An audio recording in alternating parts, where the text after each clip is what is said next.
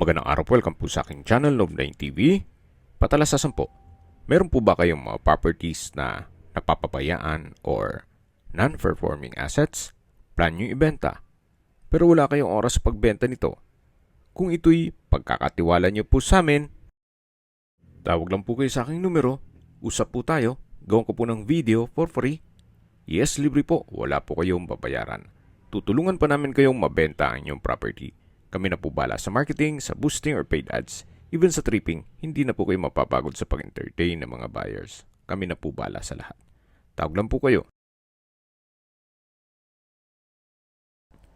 Nandito po tayo ngayon sa Silang, Cavite kung saan ito pong bagong video presentation natin ay dalawang bahay na nasa isang compound.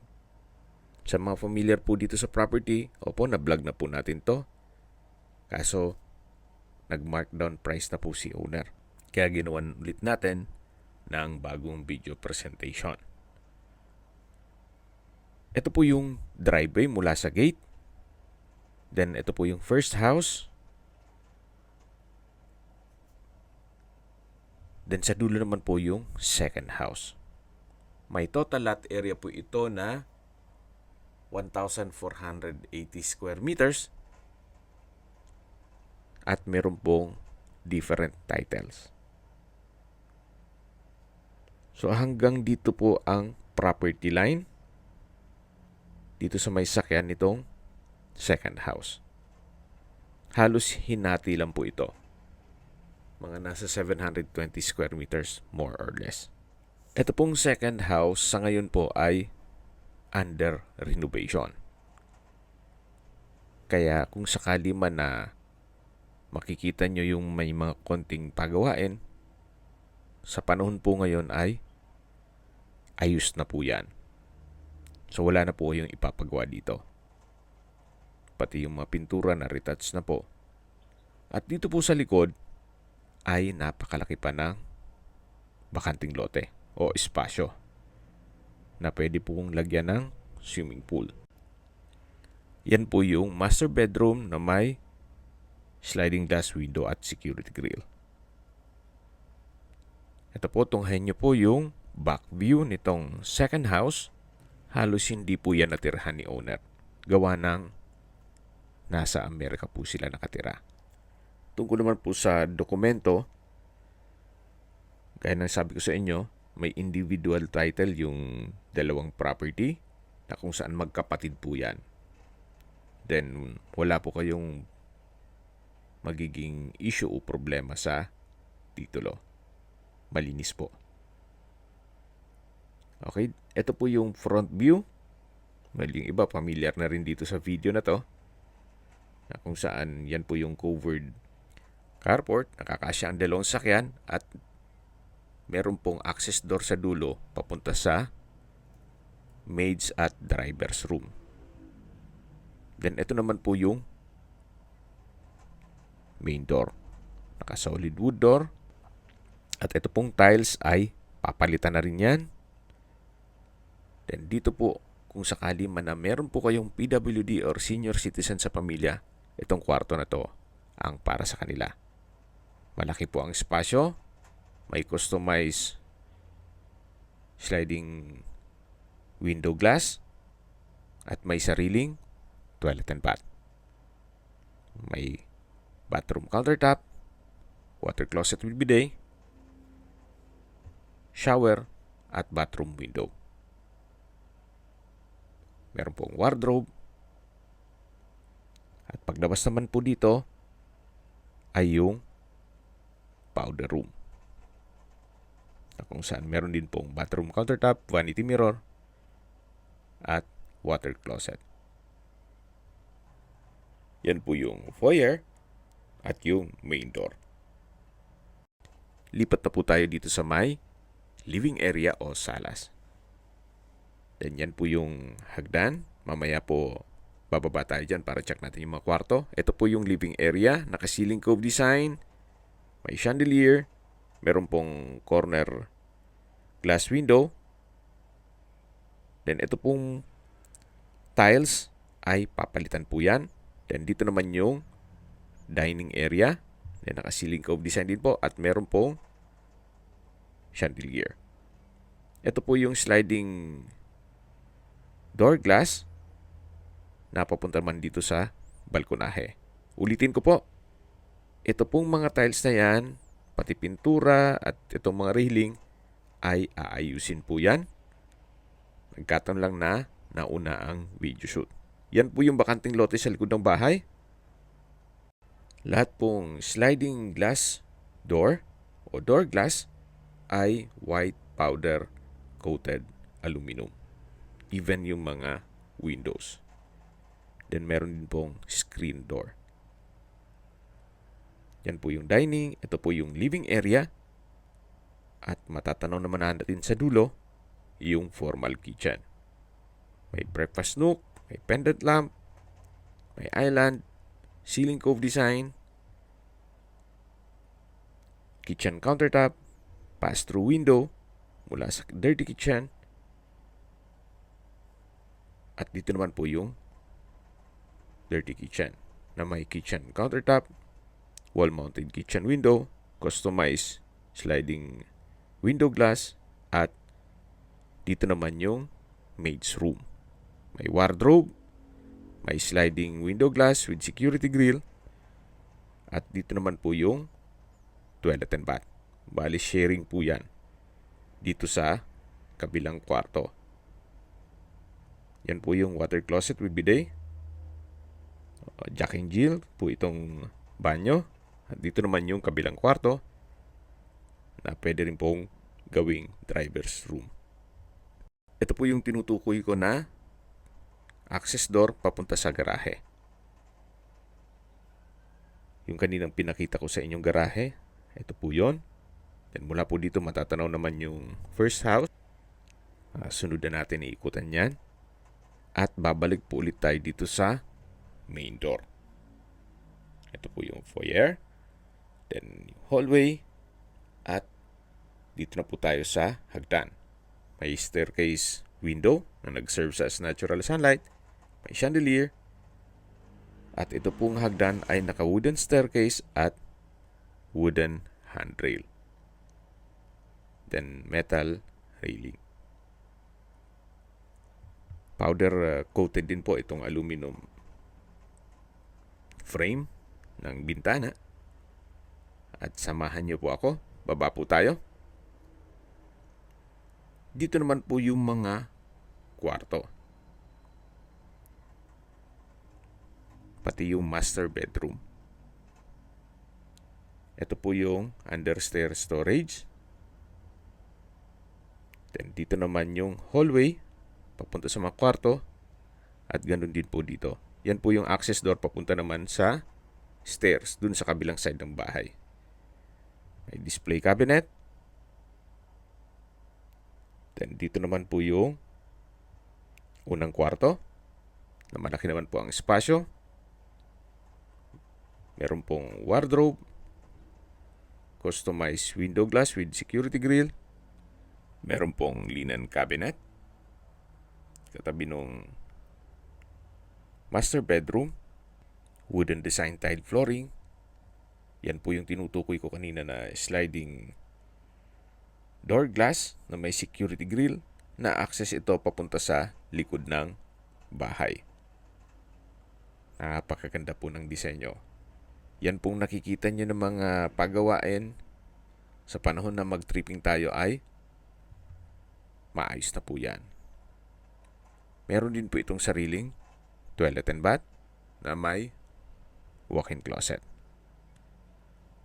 So, left and right ay meron pong walk-in closet na from floor to ceiling po yan. Then, dito naman yung bathroom countertop na may malaking vanity mirror at bathroom cabinet. May hand wash basin with stainless faucet. Ito naman po yung water closet with bidet na may glass enclosure. At dito naman sa kabila yung shower. From floor to ceiling din po ang tile bathroom wall.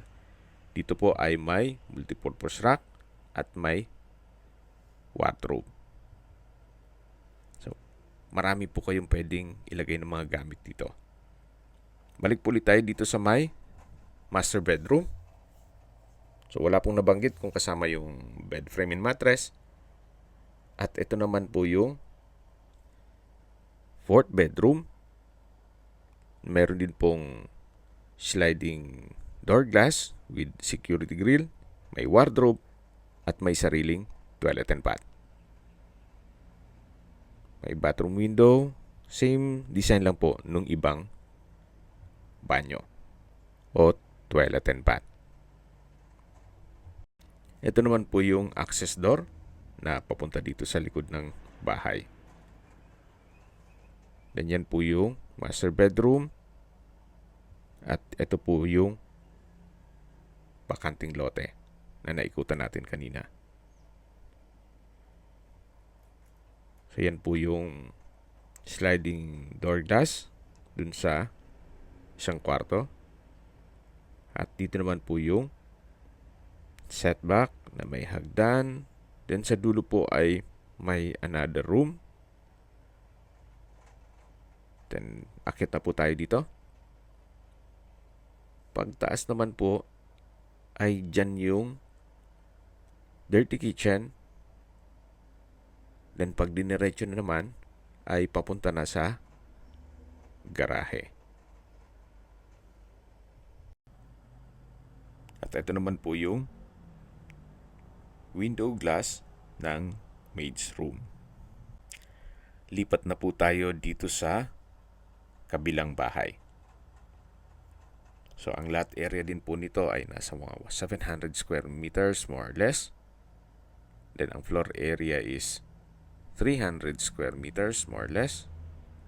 Well-maintained din po ito at ready for occupancy. So, gaya na sabi ko sa inyo, ang may-ari po nitong compound ay dalawang magkapatid na may individual title.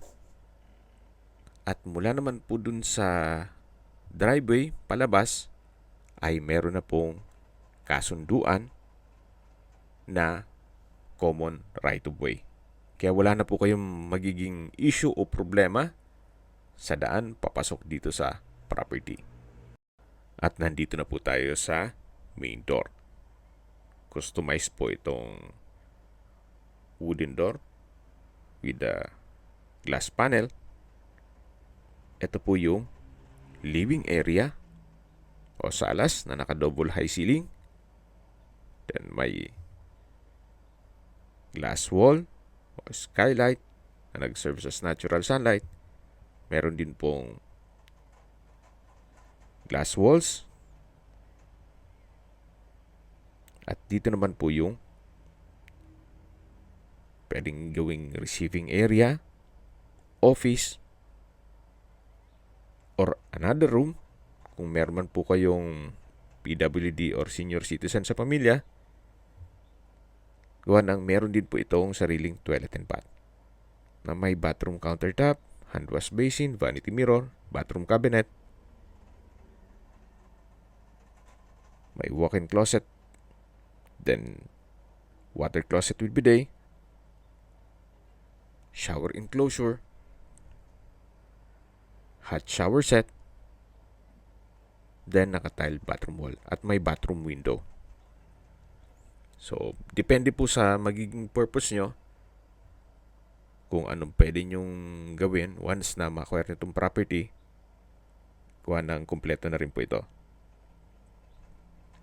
Labas po muna tayo at check natin itong powder room. Kumpleto din po ito. May hand wash basin, vanity mirror, bathroom countertop, urinal, water closet with bidet, at tile bathroom wall. Then, lipat na po tayo dito sa may dining area. May chandelier, ceiling cove design, may display rack, island, ceiling fan, then dito po yung formal kitchen. May kitchen cabinet, kitchen countertop, storage ng kitchen utensils, at dito naman po yung dirty kitchen na may pantry, kitchen countertop, range hood, kitchen cabinet. At yan po yung maid's room na meron pong wardrobe. From floor to ceiling din po yan. At ito pong toilet and bath ay Jack and Jill din po yan dun sa kabilang kwarto o driver's room. Halos same design lang po nung maid's room at driver's room dun sa kabilang bahay. Yan po ulit yung dirty kitchen at ito po yung formal kitchen. Yan yung dining area. Ito po yung open lanai na may sliding window glass. At ito naman po yung papunta sa mga kwarto. May ilang steps lang po ng hagdan dito na kung saan hindi naman po mahihirapan kahit senior citizen. Ito po yung master bedroom. Malaki ang spasyo. May glass walls and window and door na may security grill. Then meron pong drawer and dresser na may malaking vanity mirror. At dito naman po yung toilet and bath na may walk-in closet. Halos same design lang nung ibang walk-in closet. Then meron pong bathroom countertop, vanity mirror, hand wash basin. Nakabukod po yung toilet at shower room. Meron din po ditong access door papunta naman sa open lanai at harapan ng bahay. Ito po yung hallway. Yan po yung hagdan kung saan tayo dumaan kanina. At dito na po tayo sa pangalawang kwarto. Second bedroom na malaki naman ang spasyo. May customized window glass with security grill at may access door papunta sa garden. Ito naman po yung toilet and bath na Jack and Jill or sharing din po yan. Ito po yung wardrobe at silipin po natin dito naman sa harapan ng first house. May bakanting lote, yan yung main gate. Ito po ulit yung wardrobe. Labas po tayo at dito naman sa third bedroom. May wardrobe, dalawa po yan. Then may customized window glass. So, kompleto po.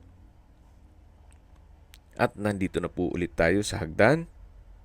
Then yan po yung dining area. Yan po ulit yung formal kitchen. At dito naman yung dirty kitchen. At labas po tayo dito sa may access door dito sa may driveway. So yan po yung papunta dun sa second house. At ito naman yung papunta sa main gate. Mula po sa main barangay road, meron pong secondary lot at papasok dito sa property. Ito pong first house ay meron pong 4 bedroom, then 2 maids room. Then yung second house naman ay may 5 bedroom at 2 maids room. Sa distance, location at travel time portion na po tayo. Mula po sa Tagaytay Santa Rosa Road, 2 kilometers lang po ang distance at ang travel time is 5 minutes. Mula naman po sa Tagaytay Flower Market, ang distance is 4.4 kilometers at ang travel time is 10 minutes. Mula naman po sa Tagaytay Rotonda, ang distance is 7.2 kilometers at ang travel time is 10 minutes. Kompleto na po doon gaya ng malls, hotels, restaurants, banks, schools, church at hospital. Yan po yung lagong binabanggit sa aking video na dapat nyo i-consider sa paghanap ng property, yung meron pong malapit na hospital. Hindi ko naman po sinasabing sakitin kayo. Yan naman po for emergency purpose lang naman. At mula naman po sa Manila o sa airport, ang distance is 55 kilometers at ang travel time is 1 hour and 18 minutes. Yan po kung hanap nyo po ay dalawang bahay sa isang compound na kung saan pwede nyo pong gawing staycation business yung isa, then yung isa, ang inyong bahay bakasyunan, ito na po yung hinahanap nyo. Or kung meron man po kayong magkapatid o magkaibigan na gusto magkapit bahay, well, you might consider this property. Sa mga familiar po dito sa presyo, mula po sa 36 million, nag-markdown price na po sa 28.6 million pesos net. Ibig pong sabihin, si buyer na po ang sasagot sa lahat ng taxes at expenses with regard to documentation. Gawa ng binagsak presyo na po nila. Kung may mga katanungan po kayo, tawag lang po kayo sa aking numero. At sa mga kababayan naman natin na sa ibang bansa, meron po akong WhatsApp, Viber at Telegram. Same number lang po, 0917-316-3399. Sa mga nagtatanong naman po ng aming Facebook, meron po aming Facebook page na Nov9TV at Facebook Real Video. Meron din pong TikTok at Instagram. May ibang YouTube channel po kami, the Nov9TV channel, Nov9TV Listings, Nov9TV On The Spot, Nov9TV Updates, at Nov9TV House Rental. Sana po naibigyan nyo ang video presentation. Paki-like and subscribe na lang po sa aking channel para ma-update din po kayo sa aking future listings. Kung sakali po hanap nyo yung mas malaking sukat ng lupa, meron din po kami ibang listings na pwede nyong pagpilian. Huwag po kayong mag-atubiling tumawag sa amin. Then, let us know your budget para malaman namin kung anong property pwede naming ilog sa inyo. Sa lahat pong viewers, subscriber at nagtiwala po sa amin, salamat po sa suporta. Ingat po kayo lagi at yung pamilya. Maraming salamat po.